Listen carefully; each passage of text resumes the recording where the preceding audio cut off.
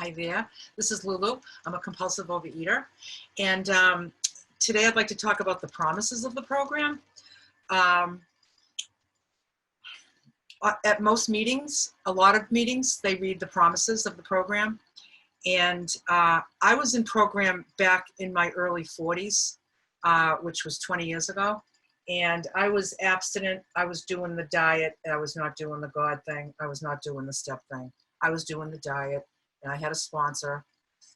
She was like my Jenny Craig, except I could call her every day. I didn't have to pay any money. And I stayed on my diet. And that's not the program, just so you know. You'll end up back in the thick of things. And then I came back, a couple of decades later. I always do decades of pain before I come back. I give me a good decade to really feel this pain, then I'll come back. So I remember always hearing the promises being read. Every meeting you ever went to, they would would somebody read the promises, and they would read the promises. And I would just think I don't know when these promises are going to come true to me. I haven't eaten in a year. I've been weighing and measuring my food for a year. I don't feel these promises. Wow. Turns out that you have to work for them. All right. So everything in this book is placed exactly where, in the order as things are happening, the way you would be feeling at this point in your recovery. So when you look at the promises in the big book, they're right in the middle of step 9. They're right in the text of step 9. So I think the promises coming true are like a step 9 thing, like when you're doing step 9, which is amends. So the promises begin on page 83. If you have your big book with you, you can turn to page 83. And at the bottom of page 83, it says, if we are painstaking about this phase of our development, what's the phase of my development? Step 9, that's the phase right now. This phase, if I am painstaking about making amends to people that I've harmed, okay, I will be amazed before I'm halfway through. Halfway through of what? Amends. I thought it was like halfway when I had 100 pounds to lose. I figured when I lost 50, these were going to become true. I thought I was like halfway through losing my weight. Like I didn't even know what it meant. I just was waiting for them to come true. But this is what happens when you don't open the book and you don't study the book. You don't even know what this is actually saying. If I am painstaking, like I'm doing this like my life depends on it, about this phase of my development, that's step 9, that's making amends to people that I have harmed. People that I have harmed, okay? I'm going to be amazed before I'm halfway through. So if I have 10 amends to make, by the time I make 5, I'm going to be amazed, all right? I'm going to know a new freedom and a new happiness. I will not regret the past, nor wish to shut the door on it. Really? I'm not going to regret all those things? I'm not going to regret all those years I was a jerk, or all those years I was bitchy, or all those years I was fat, and I'm not going to regret any of that? Really? We will comprehend the word serenity, and we will know peace. Really? Like I can really have a peaceful mind? Wow, okay.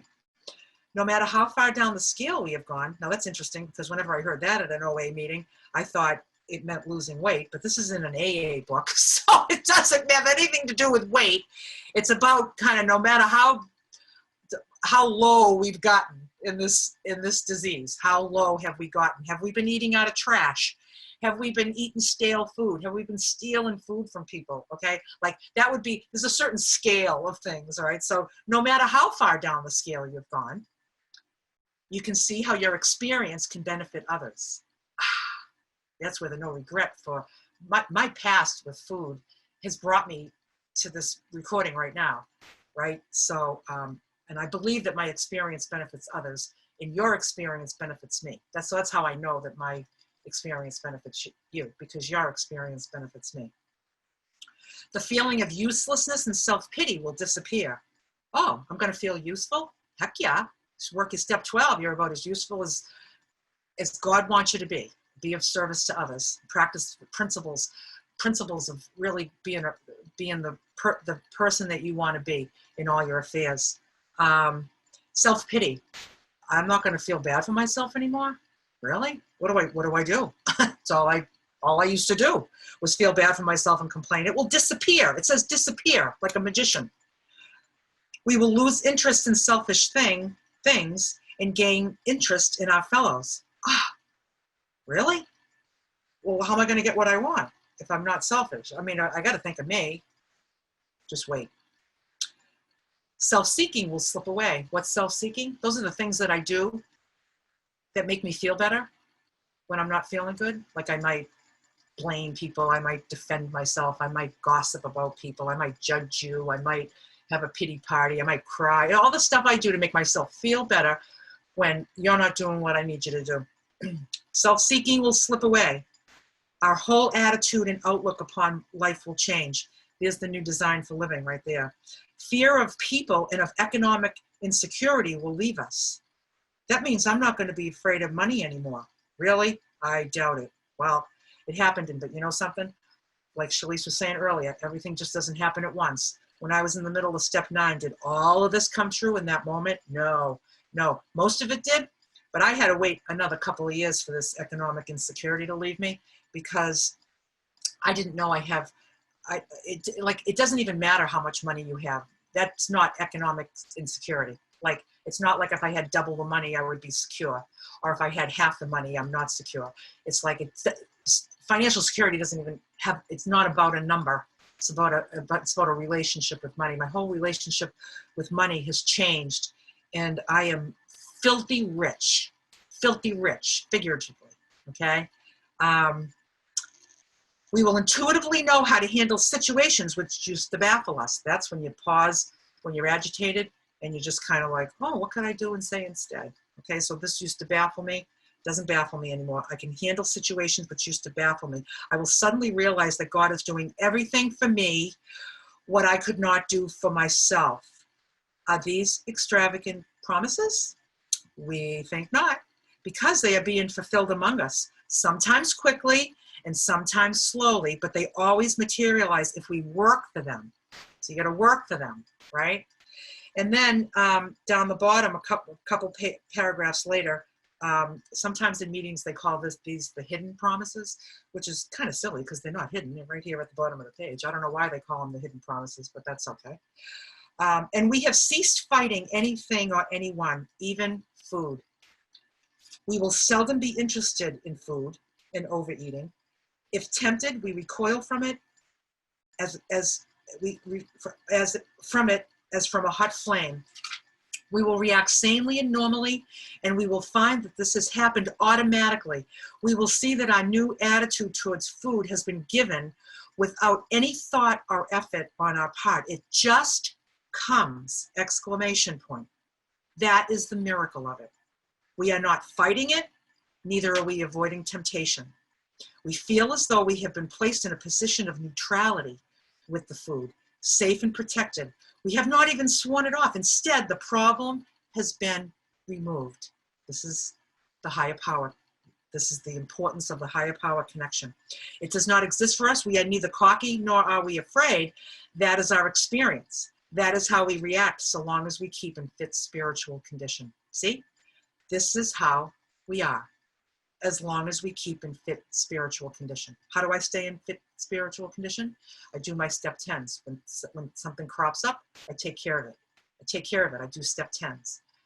Step 11, I'm always enlarging my spiritual connection. And step 12 is working with others and practicing these principles in all my affairs. And just one other thing that I would like to read to you is this thing that I came across, and it's called The Consequences of Relapse.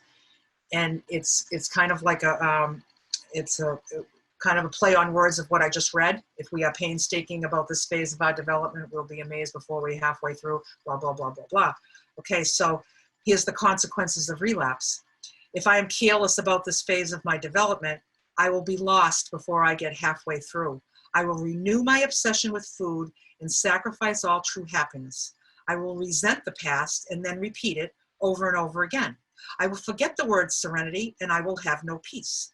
No matter how far down the scale I have gone, the weight will return and more. That feeling of uselessness and self-pity will fill my days.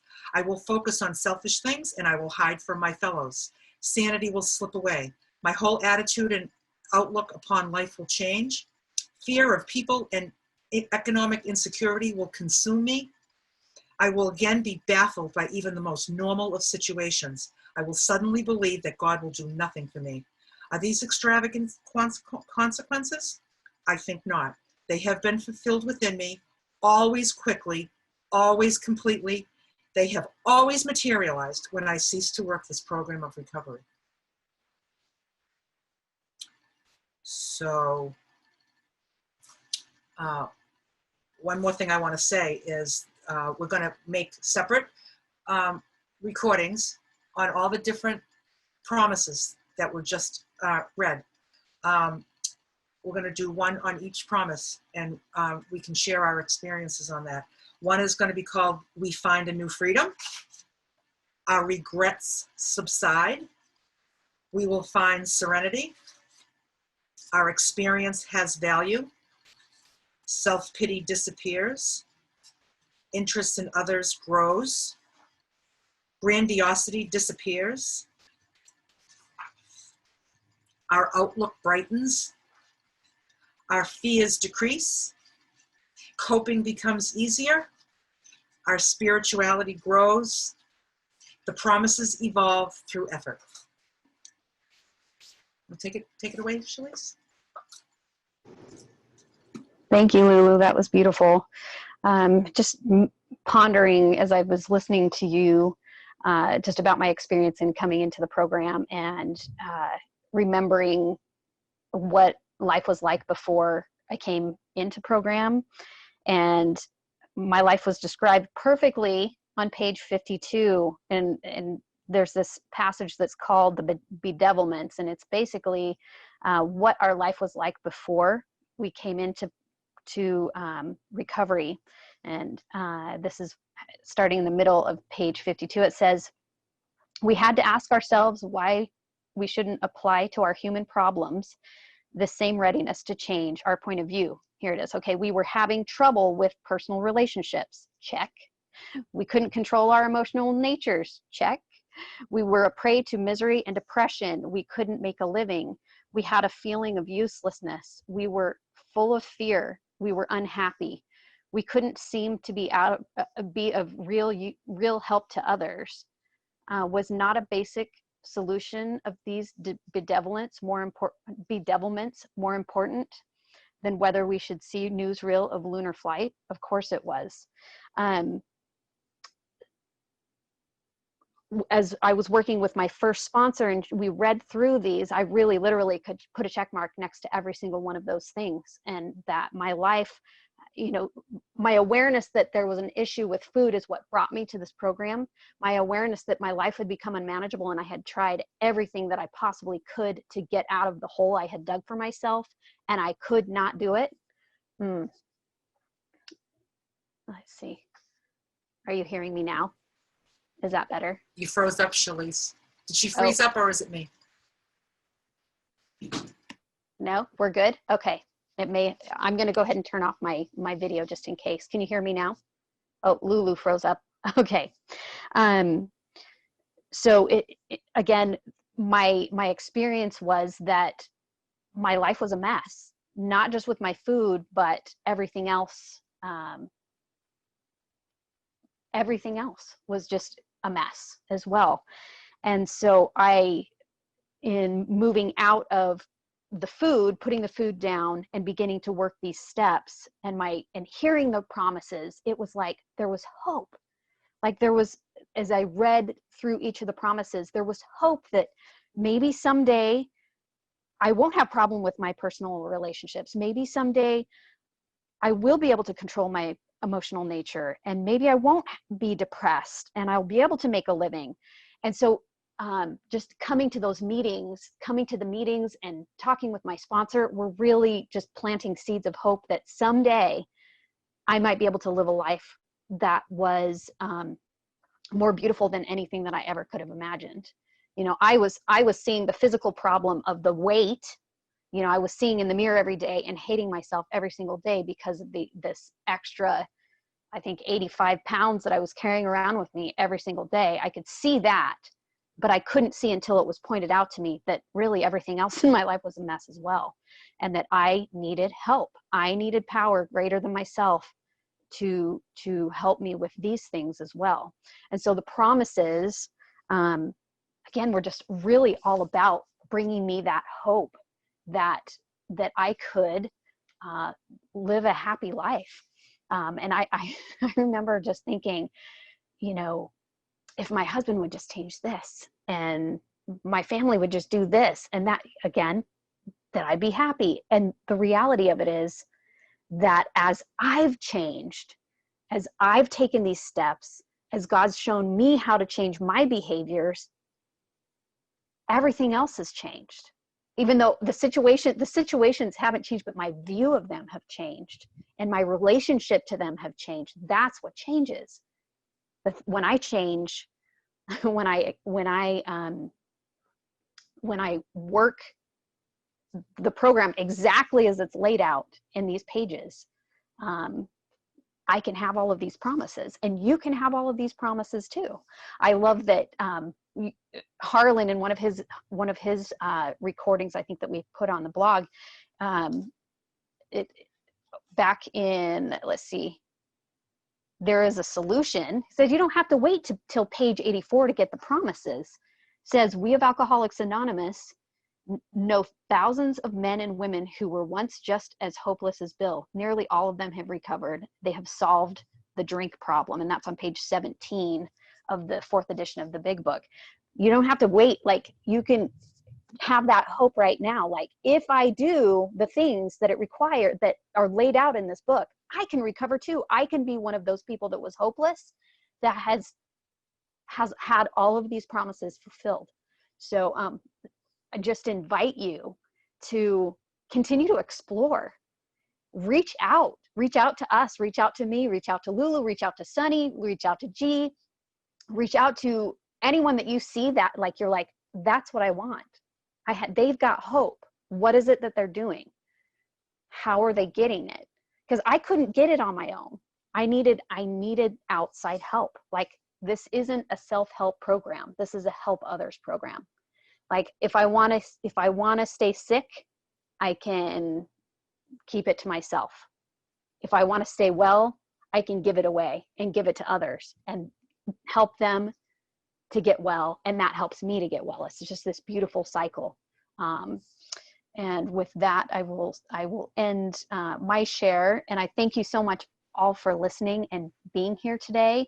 This recording and other materials, other resources for working the steps can be found at 12stepitup.blogspot.com, where we'll also be posting this recording.